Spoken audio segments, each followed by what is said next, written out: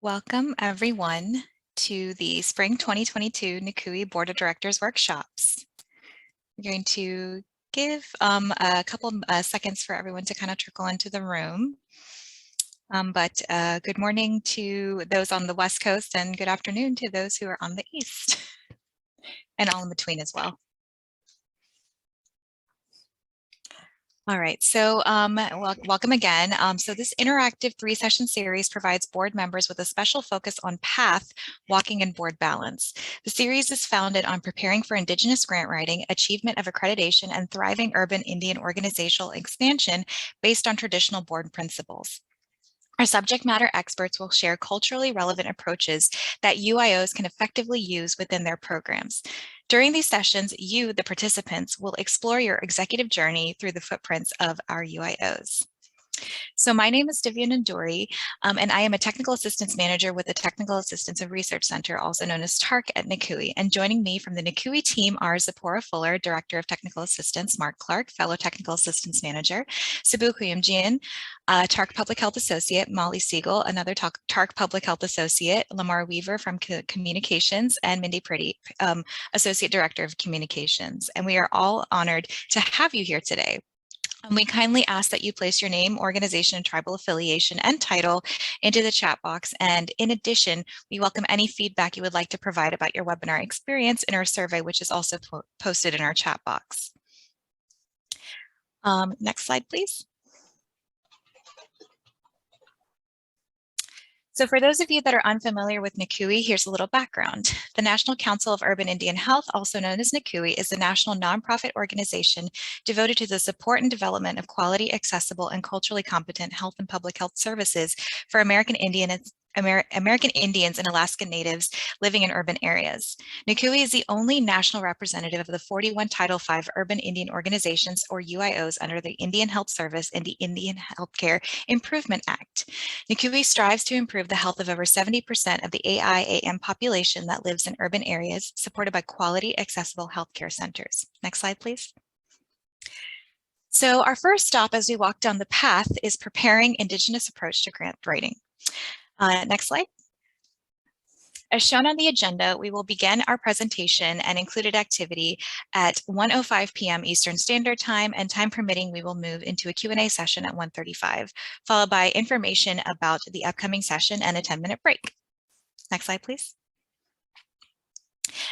As we begin our walk and board balance, here are a few things to keep in mind. The session is being recorded. All mics have been muted unless otherwise directed.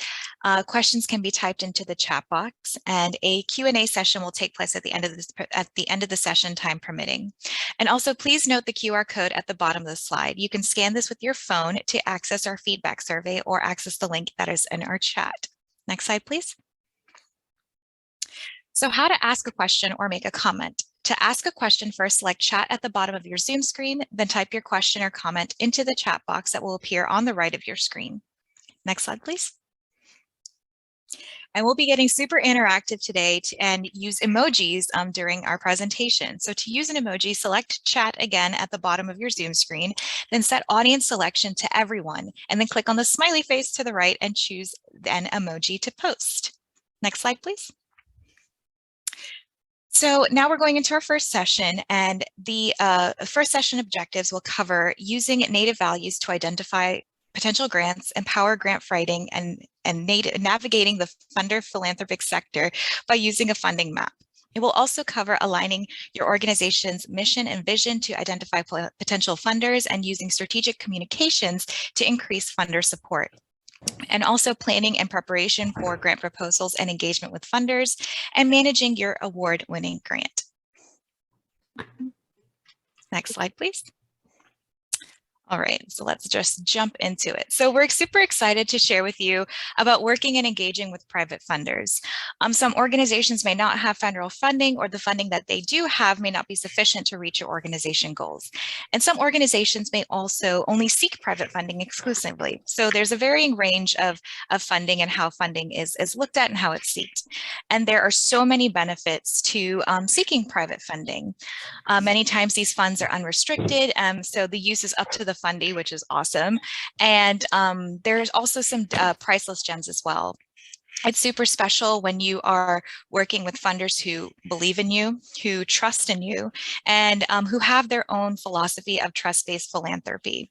And if you haven't heard of that term, trust-based philanthropy, it's one of the buzzwords out there where funders trust you to make decisions with the grant funding.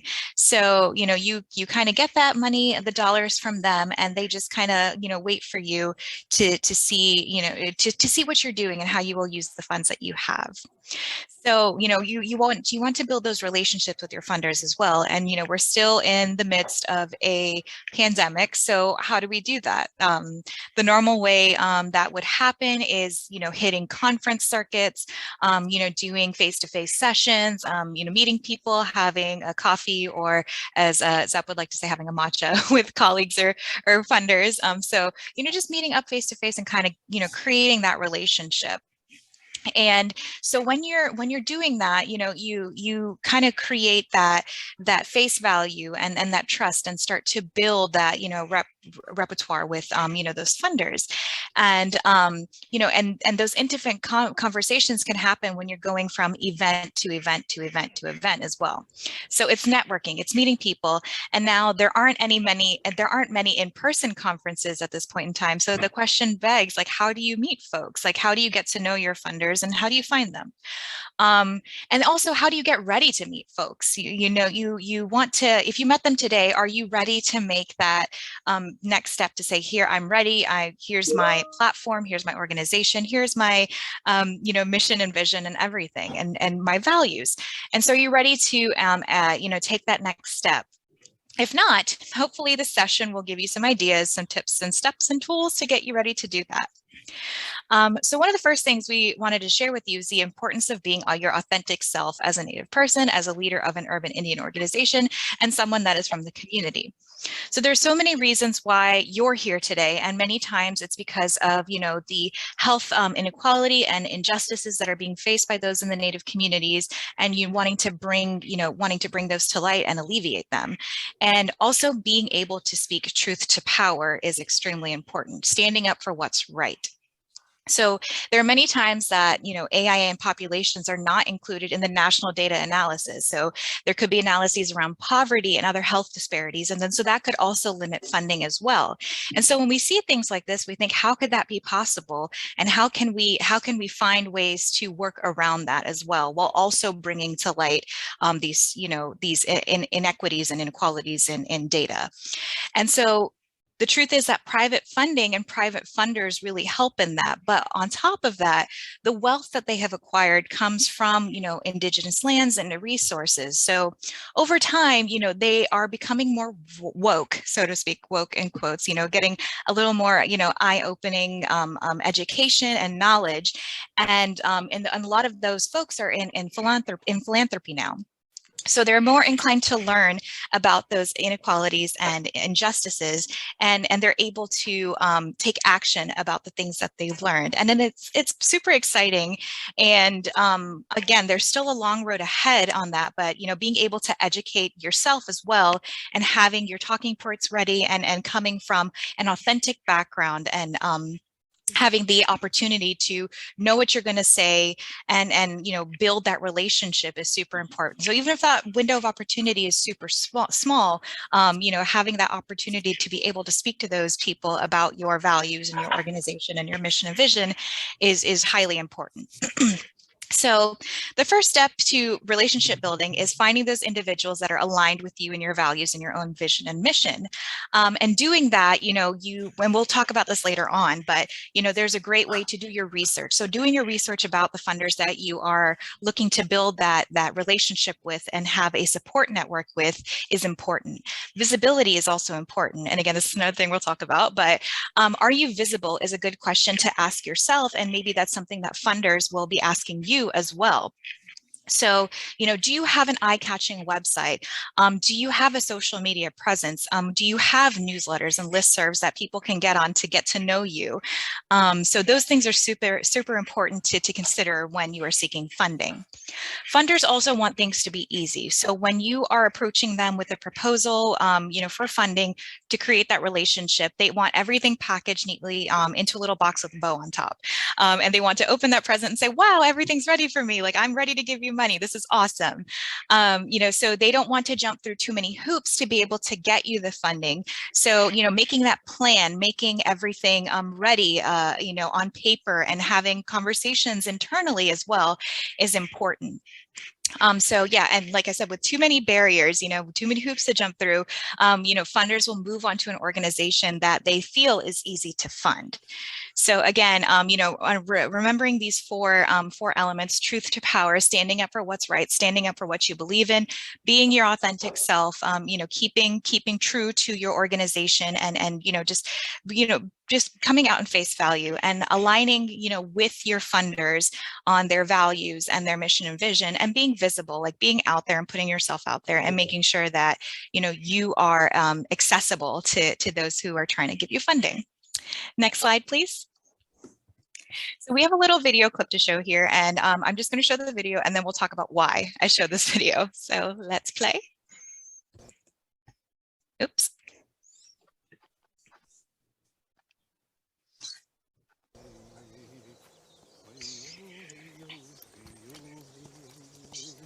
Oh. Aho, young warrior. Looks as though you've tasted the white man's lead. It's only paintballs. I've had many brothers and sisters meet the same fate in my time. Are you Crazy Horse or sitting? No. I'm not one of those awesome guys. No, I'm more of your unknown warrior. Yeah, my name? William Knifeman. I was at the Battle of Little Bighorn. That's right. I didn't kill anybody, but I fought bravely. Well, I didn't actually fight. I actually didn't even get into the fight itself. But I came over that hill real rugged, like, I saw Custer like that yellow hair. He was sitting there. Son of the morning star, that guy right there. I really hated him. So I went after him. But then the damn horse hit a gopher hole, rolled over and squashed me. I died there. This horse, actually. And now I'm meant to travel the spirit world, find lost souls like you. The spirit world, it's cold. My nipples are always hard. I'm always hungry. Got it. Being a warrior, it's not always easy. You and your friends, what are you doing for your people? It's easy to be bad. It's hard to be a warrior with dignity. Remember that. In my time, we gave everything. We died for our people.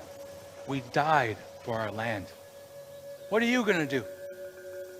What are you gonna fight for? I just yeah. But for real though, listen to what I said. Marinate on it. Oh, let's go. Ha! Now! And ain't scared of no Mars attack. All right, so I hope you enjoyed that clip. Obviously we show this to you because it's super funny and awesome, and it's super relevant now too. I think Reservation Dogs is a pretty well-known show. So we wanted to really kind of see the impacts that this show has as well, because they're visible. So we talked about that with the funder's journey, but this could also be an example of a funder's journey and learning from multiple organizations, about their values and what they support and what their truth is and what their authenticity is. So that's kind of like that internal monologue that, people are having, when they're trying to seek funding. So, what do you stand for? Like, are you that warrior that wants to stand up and speak your truth and align your mission and vision with those who want to advocate for you? So, and when you're meeting folks, you want to align your values with them, because if it's not a good fit, the funding may not be appropriate. So, you want to make that determination early on, instead of, wasting your time and trying to build a relationship that ultimately won't work out. So saying the words to tell your story and what you stand for and what you're doing, if you are bringing your ancestral knowledge to your work, then say it. If you are bringing your traditional knowledge of medicines, be open and honest about it. But, so being proud and being real about all of that is super important. We can go through. So again, asking these questions: what are the values you bring to your work? Next question. And what are you fighting for? So that is super important to think about as you are going into this journey of seeking funding. Next slide, please. Yeah, just emphasizing that. So important things to know are that Native communities are underfunded. So if you divide the population by philanthropic giving, Native communities only amount to about 0.4%, so less than 0.5% of the whole of all philanthropic dollars that are going into Native populations. So even if there was parity and equality, that would still put Native communities up to 5 times more funding than, than what's out there currently. So all funders, 100% of them and the Native communities are still on a learning journey. So, as we're walking down the path, we're still on a continuous journey beyond that. Decolonizing thoughts and practice as well is still important. And, removing stereotypes and having these teachable movements is super important as well. And that also helps when you're building allies and making those real relationships. As an organization, it's important to build a support network of advocates that are funders. You want them to not only fund you, but to also advocate for funding from their colleagues, because funders like to talk. So, they like to talk about who they're funding and, what they're doing with the money that they have in their organizations as well. So if funders want to know who's funding you, and they may ask for that when you're doing that relationship building as well. So be prepared to talk about who your funders are across the board, and funders listen to other funders. So if they see that someone believes in you and they're giving you dollars to do the amazing work that you do, then that is a credible and trustworthy source of information for funders themselves. You also need to do your homework and understand, what does that funding landscape look like. So we have some tools coming up to help you with that, so, to help you get on the funders' radars. Are you signing up for their newsletters? Are you aware of their funding streams? Are you aware of any listservs that they may have? So going through and making sure you do your homework about your funders is potential funders is extremely important. Again, many funders also grant by invitation only. So they will do a get to know you grant. And this is the time to build that relationship. So doing the work with the dollars that they give. And I think some funders will do like an introductory, lump sum of like 25K with no bars on it, just to kind of help you to see what you will be doing with that money. And then with that, you could be introduced to other funders as well once you're on the in. So just keeping those things in mind as you're going through this journey is important as well. Next slide. So we're going to go through a valuable tool, which is investing in Native communities. And so we're going to look at the top 5 funders in your region, or a region, essentially. Knowing those is super important. So the Native American Philanthropy created a web portal on information regarding funders and who's giving grants specifically to Native populations and Native communities. And the website is nativephilanthropy.canada.org, and it's posted in the chat. Thank you so much. So I will be taking control of the screen now. And I will just do a deep dive into what the website looks like. So let me share my screen very quickly.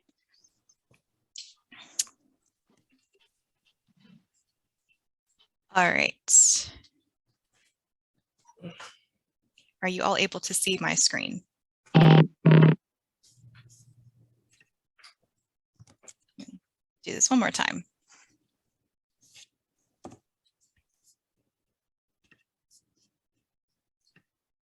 Go.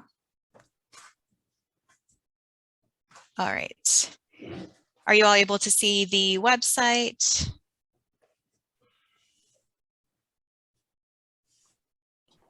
Yeah. All right, thank you. All right, so this is what the landing page of the website looks like. Let me go back to the landing page. So this is what you'll come up to, Native 101. It'll give you some about information, some resources, and etc. But we're going to be focusing on the funding map today. And going through what that looks like. So when you get to the funding map page, it'll give you all information on what the funding map is, how to navigate it, and what you can do with it. So we're going to explore the map. So you can either click on this link right here or go down after reading through all the information and click this link right here. Whoops. And so this is the foundation. This is the map that comes up. It's an interactive map. So as soon as you click on it, this is the welcome message that comes through, and it gives you all the information about what the map is, the list, the charts, the constellations, and the filters are that you can use. And again, they have their contact information if you have any questions or have any trouble finding things. So currently the funding only covers the United States and not the First Nations, but since we're in the United States currently, I think we can utilize that. So this is what the map looks like, and it shows you where all the funding sources, all the types of grants that are there across the board. So we're in the view of funders, but you can be in the view of recipients, you can be in the views of areas served. So since we're looking specifically for funders, we're going to look at some of the funders in a certain area. So California is a big state, that's where I'm from. So I'm going to be checking out California. So you see, as you can see, there are 5,952 grants, and all this information comes from tax documents that are submitted to the portal, and there's about a 2-year lag. So this is all 2019 data that's showing up right now. But you can see, the tracking of information and the history, so that can kind of help you build your idea of what grants you want to seek. So we're going to look at the funders list. So there's 692 funders that are listed here for California, and there are 1,345 recipients. So these are the top 5 funders in California. So I can take a note of that. If I'm an organization seeking funding in California, I'm going to take note of these 5. So the Tides Foundation, the California Endowment, the Christensen Fund, and the William and Flora Hewlett Foundation. So as you can see, this is the value of their grants. You can see where they're located and the number of grants that they've awarded and any more details along with that. So let's look at the Tides Foundation, and these are all of the organizations that they have given money to.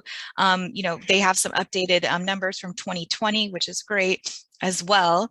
And you can see the value of the grant, the year it was awarded, who they awarded it to, and even more details as well.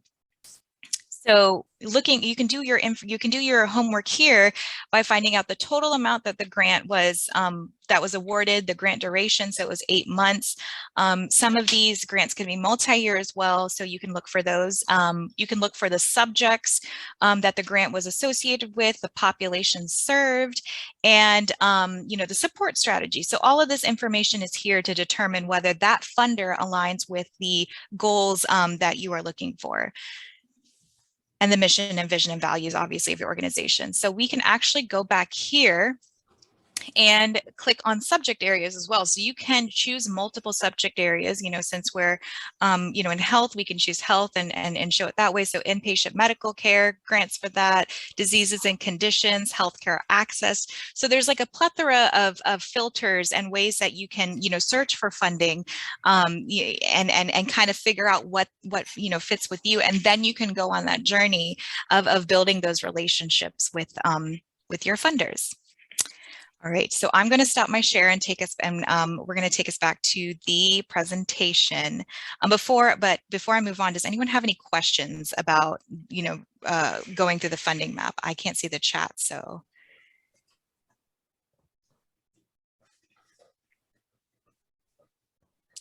Any questions? Going once, going twice? All right. I will let you all ruminate. I'll let you all ruminate on this, and if you have any questions that come up later on, we can come back to this as well, but this will be available. So let me stop sharing. And we'll take it back to the presentation.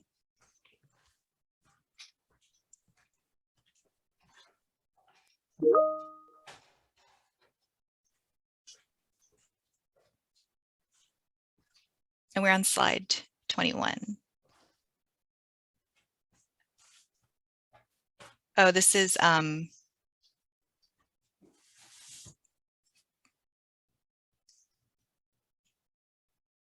This is the wrong deck.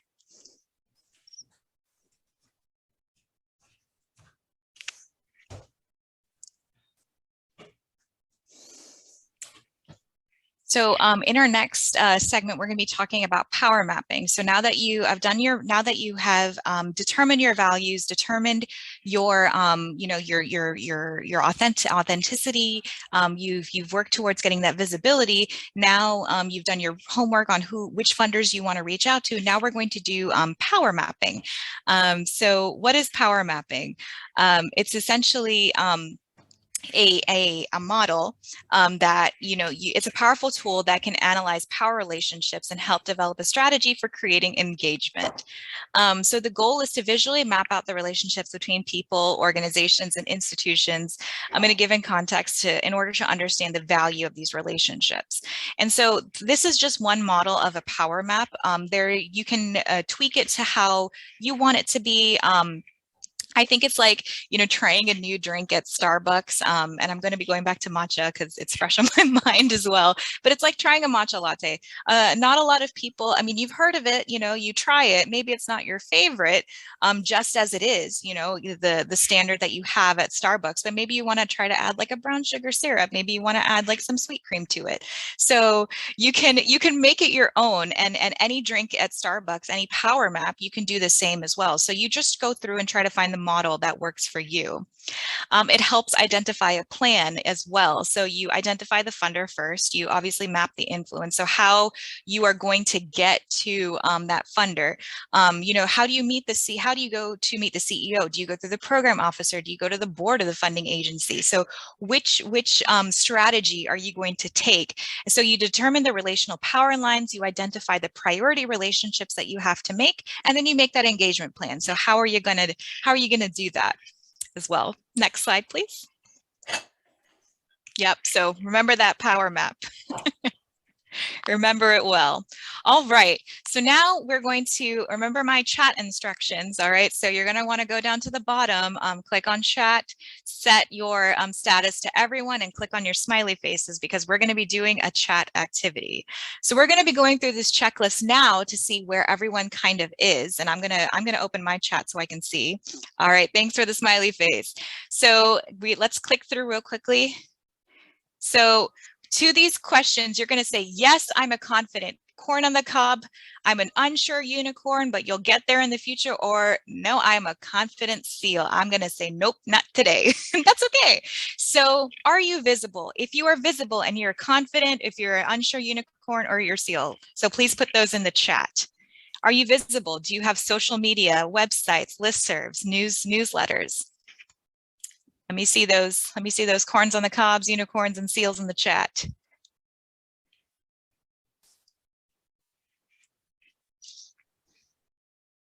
I'm super visible right now, so I've got that going for me. 2 corns on the cobs, woohoo!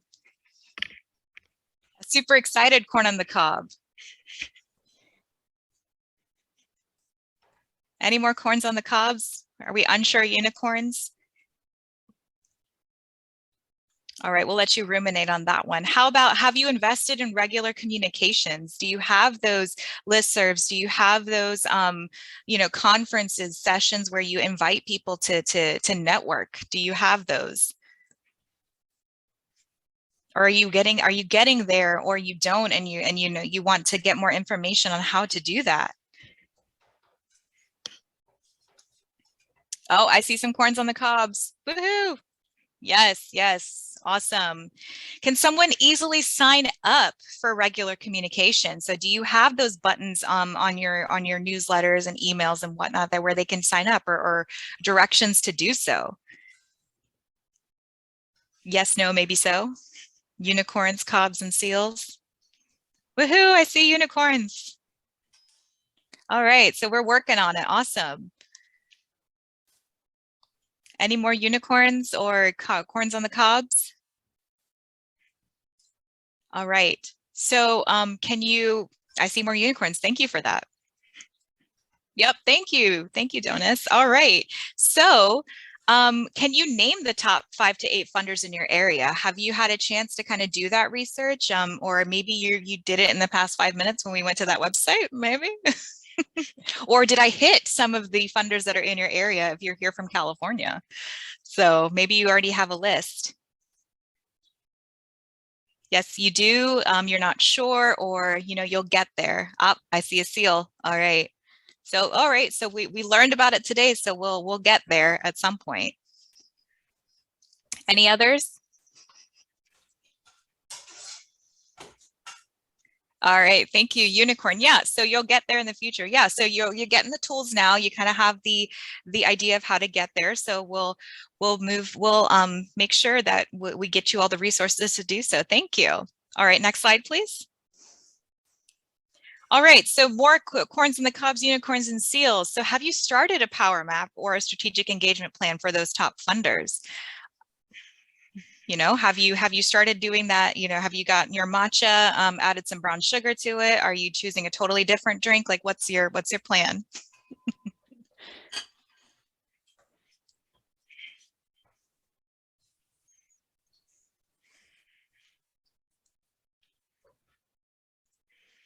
All right, we got some corns on the cobs. Do you have a donation button or a way for funders to easily give? We talked about jumping through hoops. Oh, I see a unicorn. Thank you. Yeah, so if you have a donation button, or maybe you're working towards getting one, or even creating a pathway, like it doesn't have to be a donation button. Are you working on that? And have you created a funding plan that includes leadership, board, and staff roles and responsibilities, so that everyone in your what everyone in your organization is responsible for as they're moving through? And then, the last couple of items is, do you schedule check-in calls on occasion with your current funders? And have you asked your funders if they know of others who may support your work? So we talked about funders knowing funders.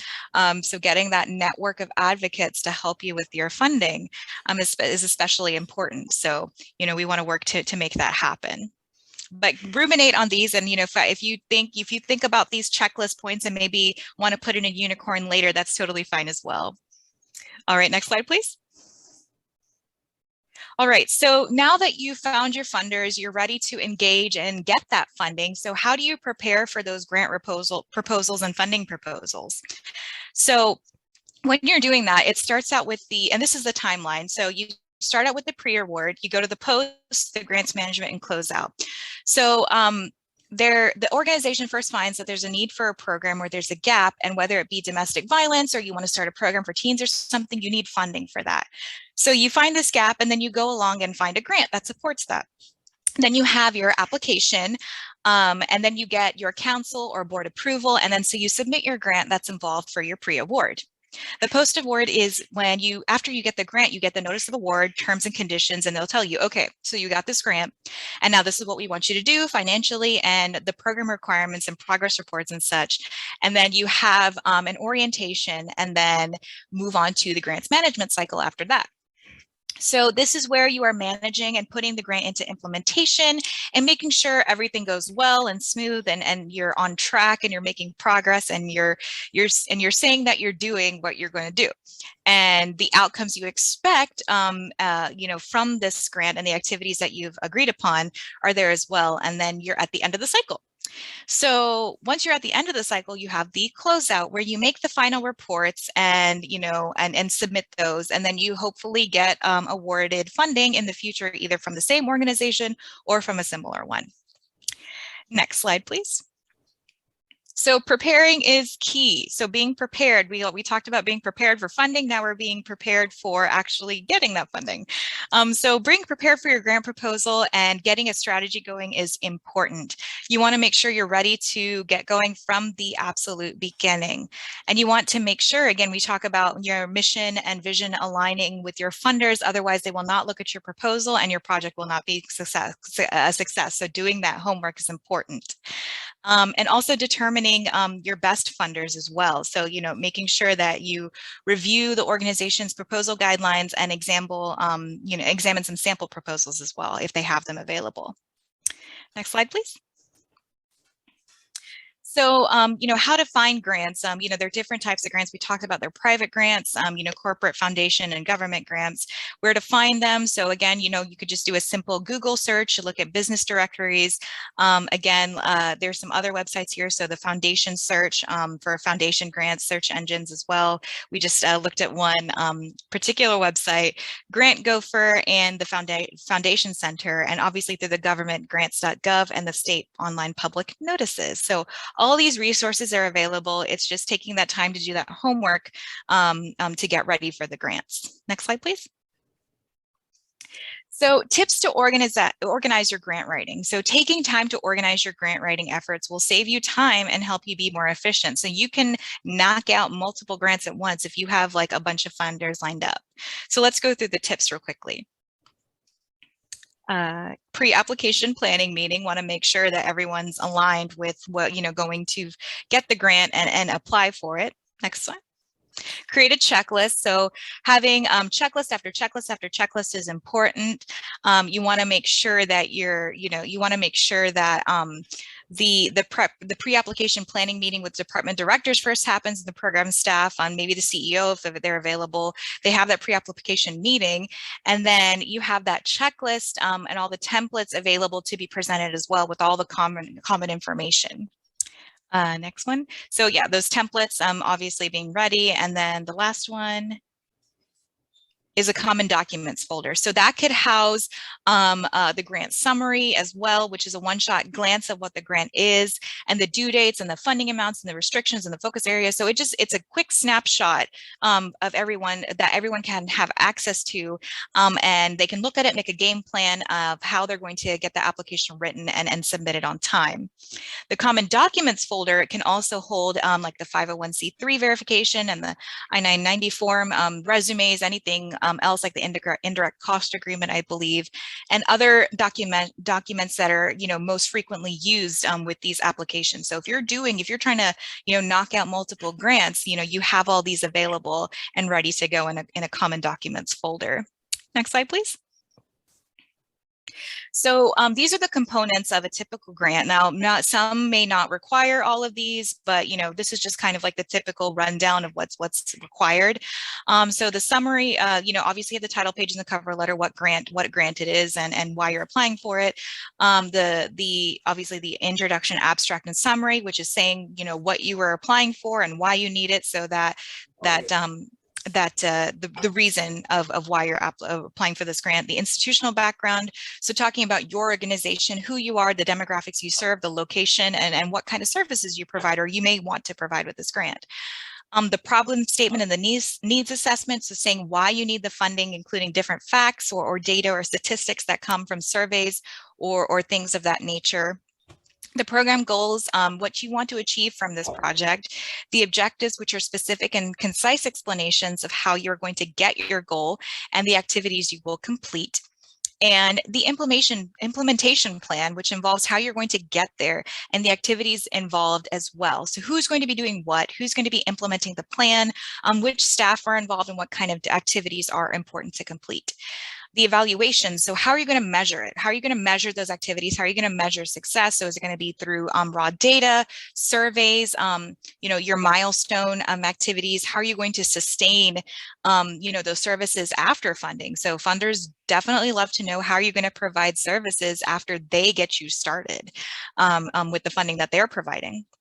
And then obviously making sure your budget is very reasonable and that you also have those budget items in the narrative, explaining why in your narrative as well, and any other documents like resumes, like 501(c). So those are other attachments. So we talked about that common documents folder. So those will be your other attachments that you'll want to include.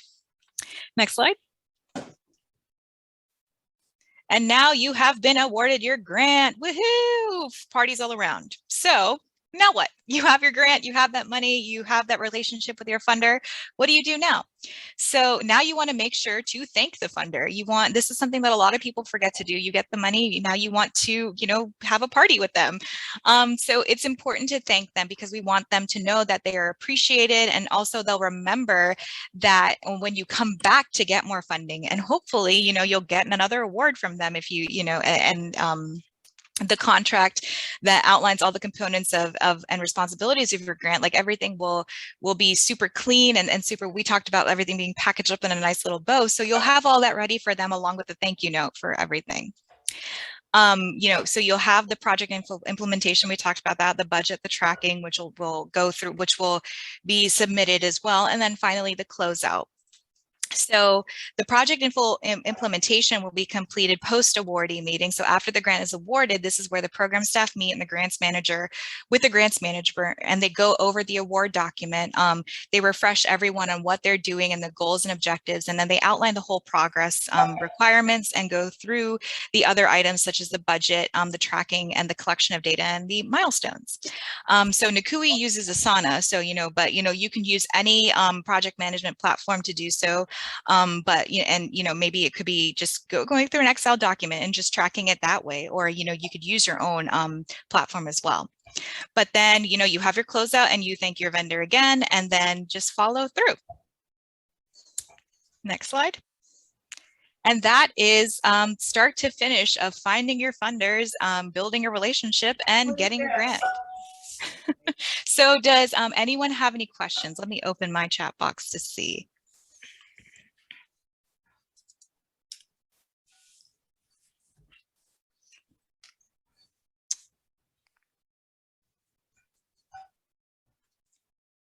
Any questions?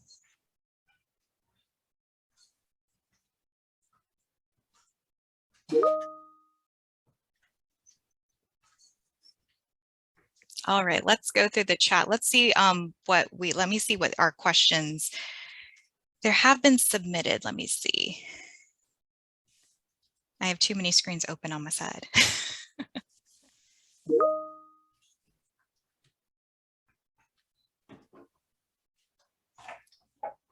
One question that could be asked or has been asked in the past is like, if I'm not visible and I don't have the ability to gain that visibility, like maybe I don't have the social media presence, or I don't know how to use social media, or how do I get started? So there's a lot of resources out there to be able to do so.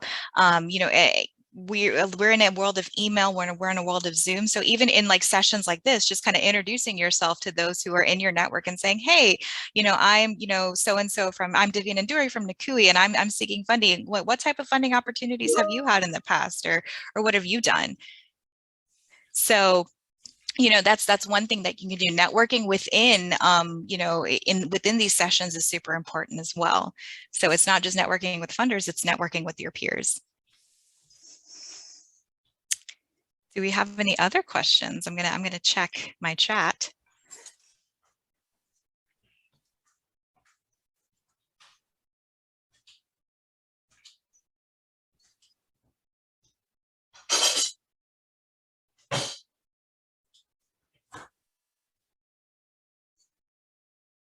And please if you want to say, say something in person, like coming off of mute and asking that question is also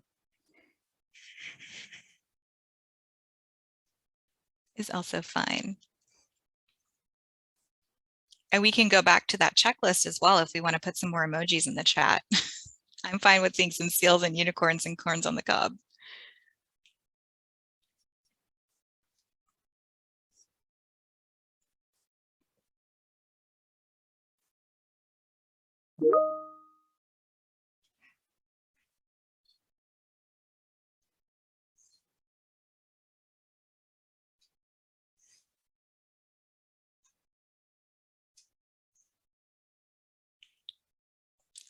Another question that could be asked is like, if you don't have a specific grants manager, like, some organizations do, how do you manage that? How do you manage that as an organization? Like if you're small and you're just trying to seek funding, so you want to train, you want to have everyone on the staff pretty well well versed with the grant itself. Like, so having those team meetings, having those designated staff that are, well versed in the grant space, and being able to have them as experts, so to speak, on managing these grants. So you don't have to have a specific grants manager like some organizations do, but it's important to keep those people in the know, and have them have them be on deck for everything. Any other questions? It looks like we have one about what tools are helpful to use when implementing a proposal plan. Oh, thank you. So what tools are helpful? All right, let's go back into the presentation to take a look at that. So definitely, we talked about the tools of using those funding maps to find funders. And then when we're doing your proposal plan, you also want to be able to be very organized. So we talked about using a project management system for that. Like we said, Nikui uses Asana. So I think organization is key. So any tools that help with organization is super helpful. Oh, I see another one in the chat. Are there different challenges with networking amongst federal and state agencies? So there's a lot more regulation around funding when it comes to federal and state. There's a lot more stringent pieces and what is it? Components that are associated with those types of funding. So, with private funding, you can be a little more free with the types of relationships that you're building with the money that you get. There's a lot more information that may be required, and a lot more tracking with federal and state agency funding and relationships. So it's a different ball game completely than it is for private funding. But thank you for those questions.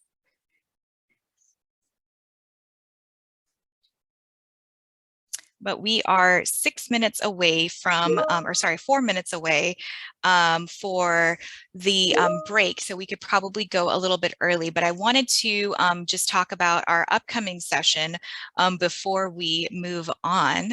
So thank you for the wonderful participation. I loved seeing all of your unicorns and corns in the cubs and seals in the chat. I loved our little discussion about matcha and the laughs and giggles I heard from the Reservation Dogs Club. So I'm happy that you all enjoyed that. Just a little bit of the lifting the heavy from grants preparation. So on our next stop on the walk in board balance is at achievement, the board role in AAAHC accreditation presented by our Director of Technical Assistance coming up, Zipporah Fuller. So we will now go into a 10-minute break. So please return promptly at 2 p.m. Eastern Standard Time for our next session. Thank you.